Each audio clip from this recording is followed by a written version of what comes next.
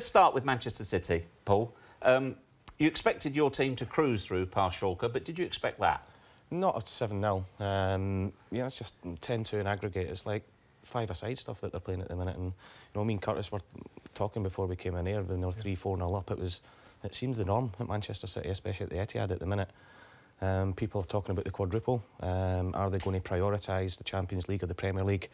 The most impressive thing for me about Manchester City is last season as well, and especially in this season, it's the next game. They're not talking about winning the Champions League, they're not talking about winning the Premier League. That group of players, their mentality is just to go and win the next game and see where it takes them.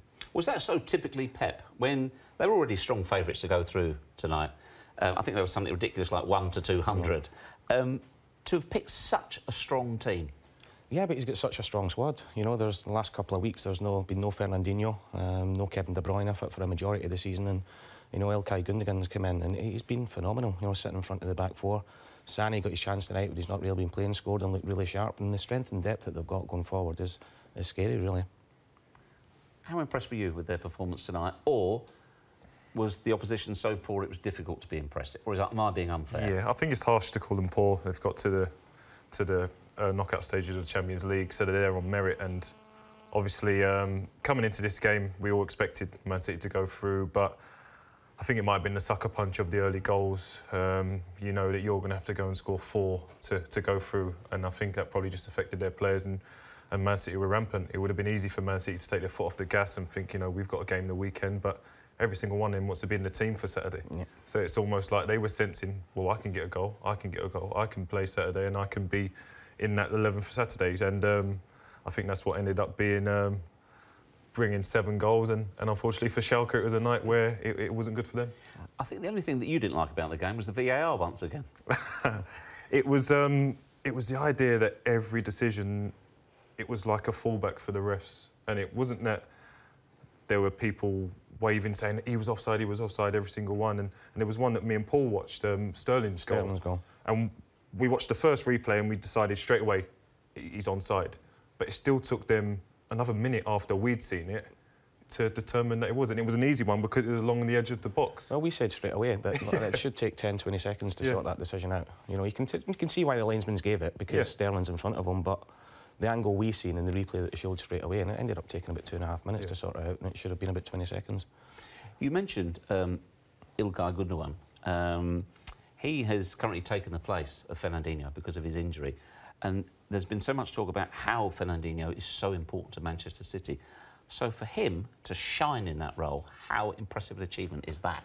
He's been great, and not just tonight. The last 2 or 3 games, he's come in there and he's controlled it. And although he's playing that defensive midfielder role, he's creating. I think he's assisted 3 or 4 tonight. He's got, I think, 5 or 6 Premier League goals this season, and he's not always playing, but you know, that's the quality City have got. You know, Fernandinho comes out, you've got Ilkay Gundogan, German international, who can come in, and he's been fantastic, because he's not always played that role in front of the back four. You know, he's maybe done the David Silva role at times, or the De Bruyne role, so he's shown that he's not just a clever footballer, but he can adapt to where Pep wants to play him.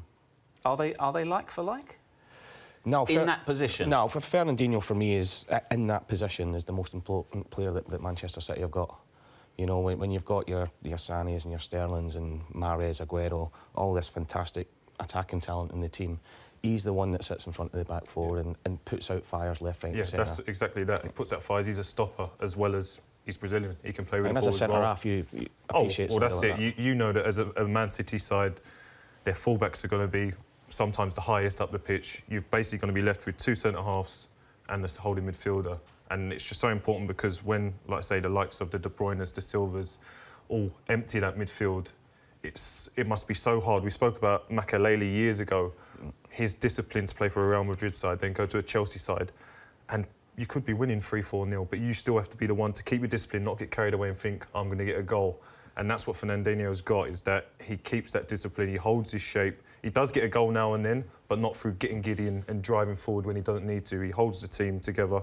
And that's why he's so important in everyone's eyes. Consistently for me, and not just this season, and I think when they lost the 2 games against Leicester and Crystal Palace, it was highlighted even more because he didn't play. But for the last 2 or 3 seasons, consistently, he's been Manchester City's best player for the job he does for that team.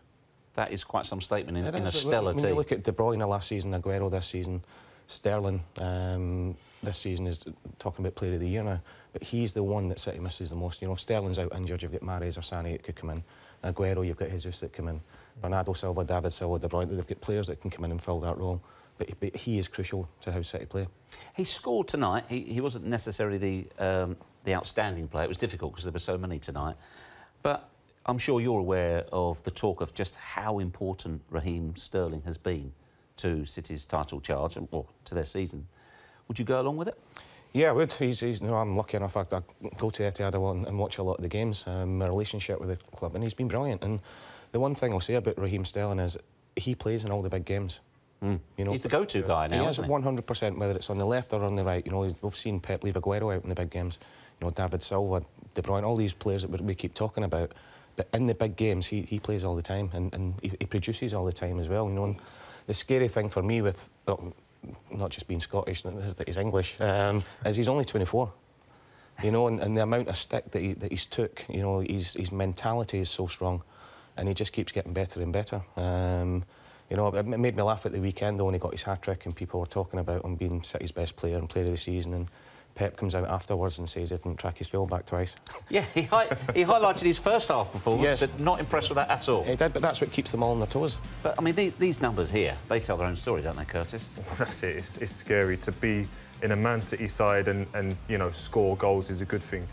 But to score 15 goals from a wide area and what he's produced, like I say, 9 assists first. It's just unbelievable, because this is a player that people thought wasn't consistent enough to be in that England side, apparently. Didn't score goals for England. Why is he starting? Blah, blah.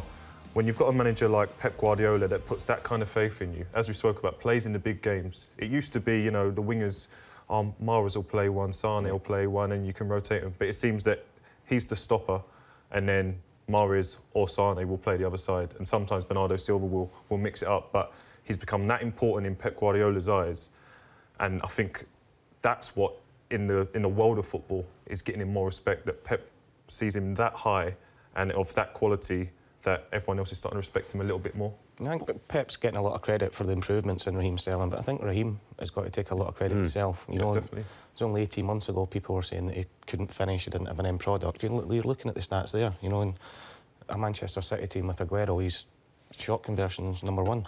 You know, and that's obviously shown that he's working hard at his game as well. You know, and yeah, again, I think a lot of the stick he's taken in the media has been really poor, but it doesn't seem to bother him. You know, he seems to thrive on it and want to bounce back and prove people wrong all the time. Is he not just impressed many people with not just his response on the pitch, but also his very measured response to the criticism and also situations which he's found uncomfortable? He just seems to be a very thoughtful and considered young man. Well, that's it. I think when situations have arisen, be it criticism, be it the racism, he's sat back and thought about it. He hasn't tried to be inflammatory by responding with a tweet or something straight away. He knows that as an adult, as what he is now, as obviously I was saying, he's 24 now, and you can't really just react to things. He knows that he has to take a step back, analyse things, and then when he comes out and has a statement like he did about the media stuff, and then obviously about the racism stuff, he looks a lot better, and his words come out a lot better when it's not in the heat of the moment, and he's able to step back. It's not a rant, is it? No, it's not, and people respect it then, because he says himself, I'm not one to make big statements, but I feel I have to talk about this situation or I have to talk about that situation. He's not every week saying, oh, this happened, that happened. No. So it's got a little bit more substance to it when he feels that aggrieved that he has to address something. And obviously, like I say, the way he's done it has been very clever. Good tweet here. Hopefully it's the first of many tonight.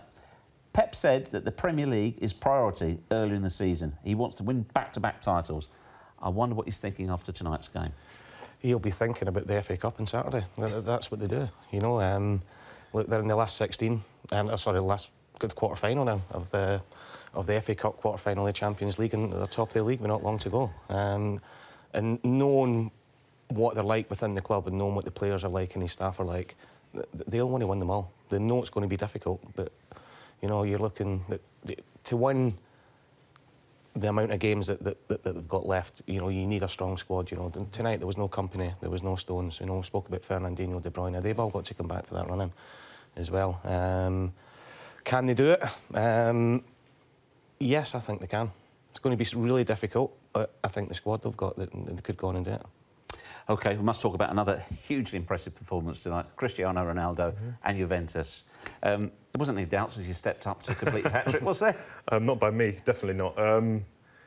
It's just another story in the Ronaldo catalogue, I guess. To have the first leg losing 2-0, he's got Atletico fans obviously giving him stick. He held up the 5. He held up the 5, saying, "I've won 5, you've won 0." And then tonight comes, he gets 1, he gets 2. They get a late penalty, and it was just written for him. He's just an unbelievable player. To think he's my age, and he still has that work ethic, that desire, considering he's done everything in the game, and it's just so impressive.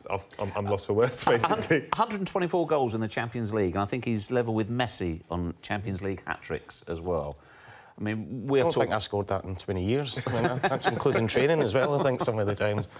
But it's just that he almost took it personally, didn't he, tonight? He was not having them going out. No, he wasn't. He wasn't. And I think even before the game, he would have, if he'd said Juve were going to go on and win, it would be Ronaldo that would be the main man to do it. And but not just tonight, over the course of his career, in all the big games, especially in the Champions League, he performs. You know, and he's in his mid-30s. No, I know you're talking about age there. Sorry to remind you on that.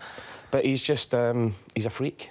You know, his attitude's fantastic. His mentality to win things after he's won it all is unbelievable, and then the quality that he's got. You know, and I find it difficult to people talk, is it Messi or is it Ronaldo? And I find it hard because every time you watch one of them, your mind changes a little bit. You appreciate both. Yeah, you do. Yeah. And they're different players, but what he's done, and actually leaving Madrid to go to Juve to try and win the Champions League shows you that he's still hungry to do and things. And it shows with Real Madrid now. Obviously, they've won the last three years, the Champions League, with him. Yeah. First season without him, they go out in the first round of the knockout stage, and then he's gone from a situation where it looked like, oh well, Ronaldo's going to go out anyway, no one will sort of make the point. He scores a hat-trick and takes his team through against their rivals. So it just shows how important he was to that Real Madrid side, and just how important he'll be for Juventus moving forward. Paul mentioned it, so as a centre-half, they are very different. Who would you rather not face, Messi or Ronaldo, with them both playing up top? Was it just bring you out in a cold sweat? Yeah, I've always been... Play Ronaldo out wide. Yeah, put Ronaldo out wide. I've always been more pro-Messi, I think. I think he's a genius. Obviously, Ronaldo is too, but the things that Messi does with the ball is freakish, basically. But obviously, Ronaldo, since playing through the middle, I didn't play against him when he played through the middle, and to come up against him... Did that disappoint you?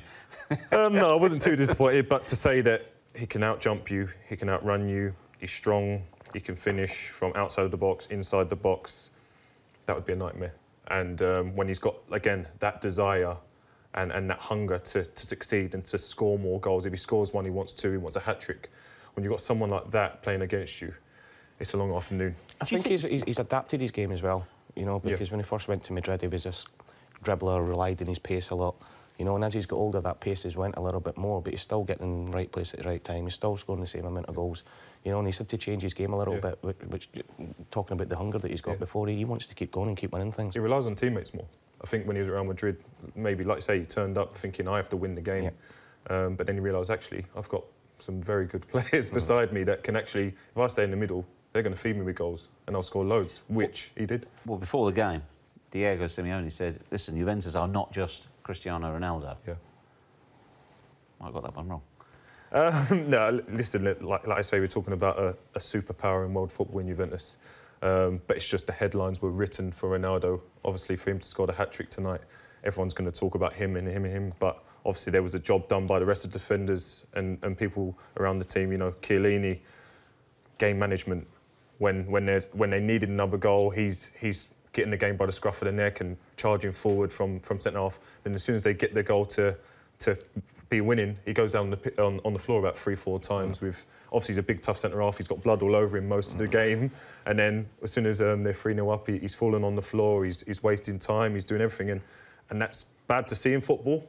But it's just so clever, and he's done his team a great job. I know we're saying about Man City for the Champions League, but Juve after tonight won't be far away. You know, everybody's talking about Ronaldo, but you hit the nail on the head. The defence and Chiellini, they're just fantastic at what they do. You know, whether it's a little bit of gamesmanship, Chiellini's the best at it and has been for the last 5 or 6 years. So much know-how there, isn't there? He is, and he's just like, you know, we're saying about before about the PSG game with the handball. Was it handball or wasn't it? I think it should have been a penalty because the guy's turned his back and then in injury time. You know, you've got to, you know, you don't get given a penalty for cowardice. You've got to take it in your face, and that's what Chiellini does, and that's the difference between PSG being a bit soft touch at the back and Juve going all the way.